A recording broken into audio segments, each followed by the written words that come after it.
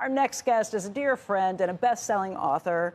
Booyah. And of course, Booyah. long-term Squawk Box guy, long-term CNBC guy, Jim Cramer. Well, first of all, thank you for having me. I've known you both for a lot longer than your shows begin, but I love the show, and you know the 30th was one of the greatest parties. Congratulations to you, because you have a book a long time in the making that I can't wait to read. I hope I can get a chance to do so. Yes, sir. Fascinating, 1929. I remember when you and I went back from the days of Larry Kudlow. Yes. And Yes. it was the... I remember doing something even before that Bullseye. Do you remember? We were kind of like bickering back and forth on set. Well, look, I tried to hire you but it for was part of TheStreet.com 100 times. I said if I got her for TheStreet.com, we would be successful, and I way didn't. back. So I hired her to be Kudlow's backup, and wow, what a Jim has star! always been Just a there. star. This is Bullseye. This is back in the day, Dylan Radigan doing Bullseye, right? Oh, Even before yeah. that. Yeah. Jim and I used to play around the edges with that. Well, right. we It was would disagree, TheStreet.com. But we did it it was a shtick. We did it on purpose. It was just, we had to develop the disagreement. We couldn't really have it, so it was all faux. Yeah. But it was all part of Heat. But I want to talk about why you're here today. Sure. I don't want them to roll past this. His new book is out tomorrow. It's called How to Make Money in Any Market. Make sure you go get this book. This is for anybody who wants to figure out what they should be doing. And Jim, this is a different book for you. Yes, well, it's a how-to book, tough category. Yep. But no, let's say someone mentions a stock here, okay? Yep. And a person at home says, you know what, I want to know how to research that. I want to know if it's right. That's the process. I talk about how you observe your curiosity. Here's how you can look into it. Some of it is the fact that we now have ChatGPT and Perplexity. But a lot of it is just like, please invest right. And you can invest in individual stocks plus index funds, which is now somehow against the orthodoxy.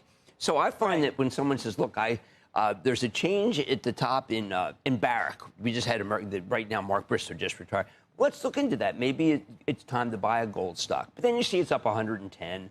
My rules say that's up too much. So we go through it. General guidelines for doing it. And you're right, this comes as so much of the American investing dollars are going into passive index. Right. And I'm trying to say, I know you want to invest wisely, as opposed to, I need you to stop buying index funds. It's the opposite. Have index. But I know you're curious about individual stocks, so you wouldn't be tuning in. So here's the right way to do it. I want to know, if you wrote this book 20 years ago, would it be very different than today? Meaning, you think it's fundamentally changed how to examine and value shares in a world where the indexes are so important? So, like, if your stock is in an index, that seems to be helpful. If it's not, and could potentially be, that could be helpful. If it's never going to be, that will not be helpful. Well, look, I think you raise a great point, which is that at what point would I have done this? And I would say, you know what, back then, you couldn't get the stuff you needed.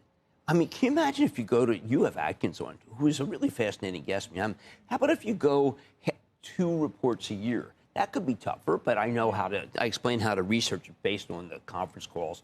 But 20 years ago, it wasn't possible for the individual to get the same information that a professional could. Now, because of artificial intelligence, it's the same. So it's a great equalizer. It is.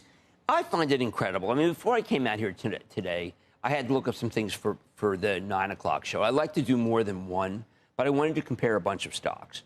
I wanted to compare Barrick with Agnico Eagle, which is another great gold stock. They come on all the time, and Newmont. So very quickly, I can do the comparison just like this before I come out, just in case, hey, Jim, what's new? And it's not necessarily what you would do, but on my 9 o'clock it would be. And I've got it. And I've got the different characteristics. And I have to check because it's so often incorrect, and that's the big problem. So what is the answer to those things? It's exactly they're all between 108% and 120%, in keeping with the fact that gold's at a record high. Okay. One of the things you do, though, is you lay out and explain to people, if you're not in this game, you better be. Yeah, well, I think that what's happened is people gave up. I find this new generation, and look, we can't discriminate against generations either. Gen Z plays a lot of stuff that I regard as being, let's say, one-trick pony. They'll like What do you mean, meme stocks? Yes, they love the meme stocks. Or one of the things that they do 0-day options, but they don't invest over time. And when I was living in my car, I put away $10 to $50 a month, and it ended up being a lot of money. And I just want people to invest because I don't want people to work and then die at their desk because it's so hard to save. They think it's hard. They always think they've given up. They think that their parents are always going to be richer than we are. I lived in a generation where I presumed I was going to be richer than my parents. But don't you think that part of what's happened Your dad here did is pretty well.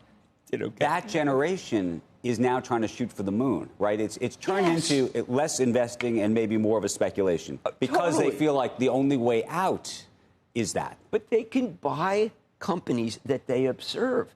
I mean, they love Robinhood. They should have bought the darn stock. They use Apple every day. Don't listen to Jeffries, which says it's not doing that well. Go look at the lines that I posted in Osaka, in Tokyo. I mean, take a look at the lines here. Watch football this weekend. The iPhone 17. Yeah. Exactly. How many ads did you? I mean, I don't know. I was inundated with ads. It was really painful. But I think half of them were for the 17. I'm not buying the 17. Verizon's buying it. T-Mobile's buying it. Okay. What about all the folks, especially the younger people, who say that the future is crypto? I say crypto's fine. How do you value that? What is the sort of process with which you would use? Well, I'm using it as insurance, and it's an insurance against the $37 trillion that we owe. Of course, we do have a government shutdown, but at least it's not connected to a deadline involving, refinancing for the government, which is really good.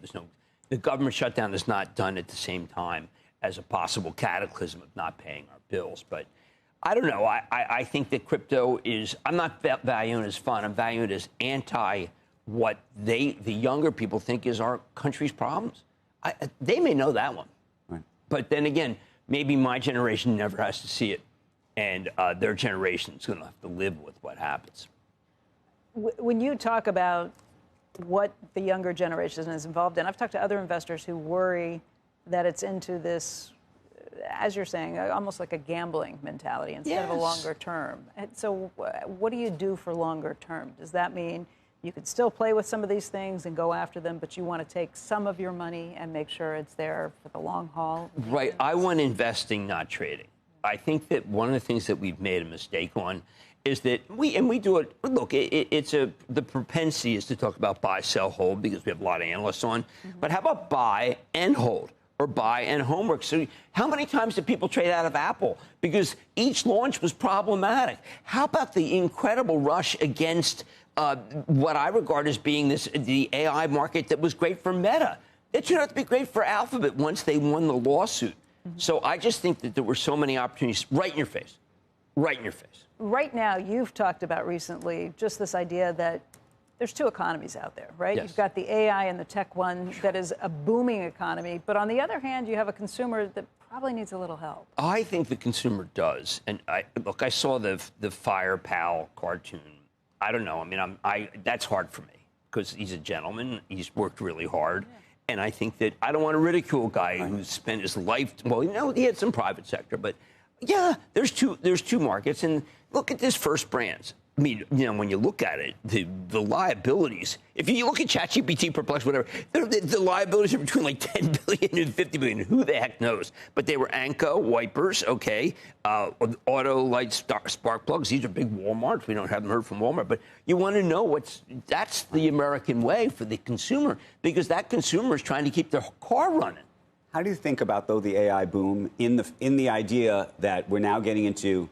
We talked about vendor financing last week. When NVIDIA does this sort of massive deal with OpenAI, and I don't know if you saw Bill Gurley actually out online over the weekend saying this is when you get into a situation where it gets more complicated. Who is going to go against Gurley? He's terrific. And what I would say is this. That was the one that really disappointed me because as long as we don't have vendor financing, it's very hard to be like Nortel. I have a piece this weekend for clubs. And it's very hard to have Lucent. Very hard to have Nortel, which ended up having very bad orders because it was all done with cash. This is the first one that's done with debt, and I think that they're going to continue to make contracts and continue. Look, this OpenAI, people think it's worth $1 trillion, but what does that mean, worth $1 trillion? Worth $1 trillion. I mean, and therefore they can be able to raise $500 billion. I mean, you need that Oracle, right? We don't know how much Oracle's going to be. They're on the hook from OpenAI. Now, I don't agree that the $100 billion over time that Jensen Huang from NVIDIA is giving to OpenAI is necessarily a quid pro quo. I think that they've made it very clear that it's not. But I'm sure the skeptical people are going to say it is. What do you think the larger question is? None of these guys are really making money right now. Now, part of that is because they continue to grow and they continue to keep investing in the business. Maybe if they stopped it, none of the large language models are actually making money. NVIDIA and so here you have the situation where, but they're the ones who effectively are ordering the chips. They're the ones who need the data centers. They're the ones who need the energy. All of these, and they're making massive commitments without the cash on the other end. Totally true. Now, Sam Altman will say there's a lot of demand, right? But I had Joaquin Duato. Okay, he's the CEO of J&J. Yeah. They have the best cancer franchise, and the stock's doing. And they're doing nothing with these big guys. Why? Because the big guys are saying they're going to cure cancer, but why don't they work with the companies that are trying to cure cancer? Right. I find a lot of these companies are so busy building out that maybe they haven't even figured out what to do with it. Now, the new generation, okay, the Vera Rubin, has got reasoning. And reasoning is the real threat to us. Look at that Doug McMillon piece that we saw this weekend about Walmart. Yeah. He says everybody's job's going to change. Whose job's changing so far? I mean, all I know is that, yes, we could all be holograms, but I was called a hologram in 2012 by Elon Musk, and I'm not a hologram. But we could easily, some people could be replaced by people who are not people because this news business doesn't make any money. Have you noticed that? Are you conversant with that? Versant. I like how you slipped that in. Well done. Conversant. I didn't say anything about versant. What are you, crazy? Very quickly, Ed Yardeni had a piece out this morning, and it reminded me of your book, just because he said, look, this looks like the Roaring '20s, and things have been great since 2020, really, overall. Right. But your book is about how to make money in any market. What happens if that changes? Well, I think rules still stand. Yeah, absolutely. And remember, half of what I do is supposed to be index fund. We do have a Roaring '20 and then a crash, which I don't think so because I can distinguish. Until that, what Gurley was saying with the vendor, pseudo-vendor financing, I still believe that it's really possible for people to ride through a crash. It was possible to ride through 2000. It was possible to ride through 2008, provided you didn't trade out. And that's where Warren was so right. Remember, he said, if you had held, you did fine. Now, people who needed their money in 2010, 2011, they got hurt. And you know better than anyone because the book was so good. Oh, thank you. The book was really good, man. I bet you 29 is going to be fabulous. Well, we're trying. Give me a villain. Give me a villain. A villain? Yeah, come on. Oh, there's so many villains. but nobody goes to jail in 29 either. Isn't it something? How about Fisher? How did he look? I mean, Fisher, we're talking about Irving Fisher, the great professor. I mean, he didn't look so smart in the end. No. Professor. Not so smart. Not so smart. You guys are smart. I love his show. I watch it every morning, okay? Well, we watch you every morning. But I think you guys are sensational, and it is a delight to be here. And we love having you, Joe. I want you to come, obviously, on Mad Money. You'll be there. God bless you. I will. Give you a good chunk of time because you deserve it. You know, my wife watches the show, and she says, you know, I love these guys. She loves both. She thinks you guys are the absolute greatest. I don't like how much she likes you. Thank you, Jim. I know. Well, she likes your wife. I love your wife. Thank you, Lisa. Great. Thank you. Jim, thank you, guys. Thank you for having me. It's called How to Make Money in Any Market. Show it on the screen, folks. Yeah. Booyah, right there. Isn't it tough to still be promotional? No. Aren't you embarrassed a little? No. All right. Go on Amazon right now and buy the book, folks. Jim, thank you. Love you guys. Thank you. Love you.